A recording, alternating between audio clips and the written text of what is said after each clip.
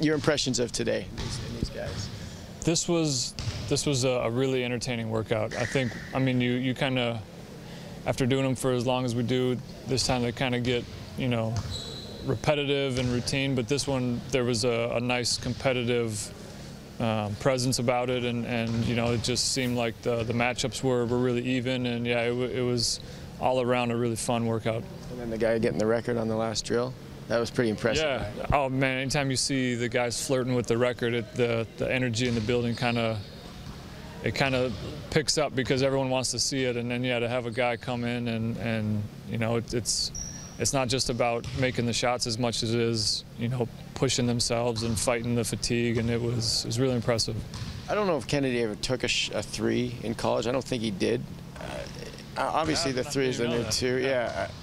How difficult is to go from that to having to transform your game a little bit at the next level because everybody's doing it? Is that hard to do?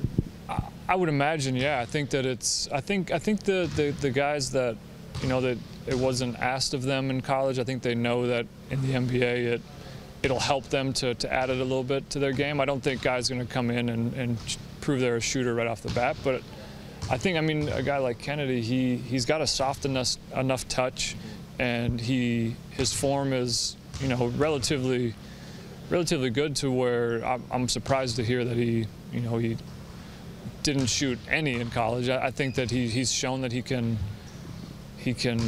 step out a little bit and at least give some relief as a shooter. I think that all those types of guys, they've got a ways to go and getting there, but he shows some potential in just being able to add that to his game for sure.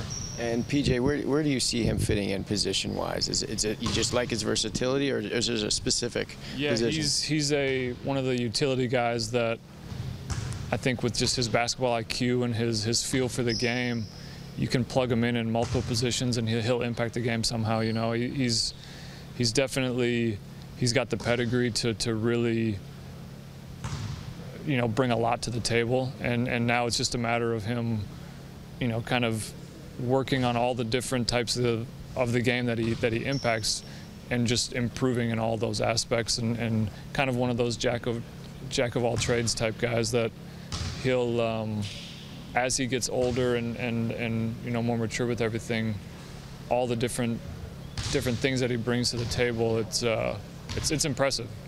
Both the guys we talked to, Kennedy and PJ, they both stayed home to go to college. Do you look at that as a character trait, as maybe a loyalty thing? I don't really take that into account too much. I think it helps that both those guys, they've got pretty solid programs, to consider that for. But yeah, I mean, more of they put some responsibility on like PJ especially. He's helped really build that South Carolina program, and I think that says a lot about a guy that, McDonald's All-American, and he would have had the choice of anywhere to go, and he takes on the challenge of propping up a program that's, not that they were bad before he got there, but he's definitely one of the early guys to come in and really help them, build a foundation. And Kennedy, yeah, a guy like him, if I'm from North Carolina too, it's hard for me not to consider becoming a Tar Heel as well. I think it's just the way that they play and the style that they, up and down, and all, like, he easily could have picked somewhere else, but he took the challenge of kind of conforming to the way the Tar Heels play, and he had a hell of a career.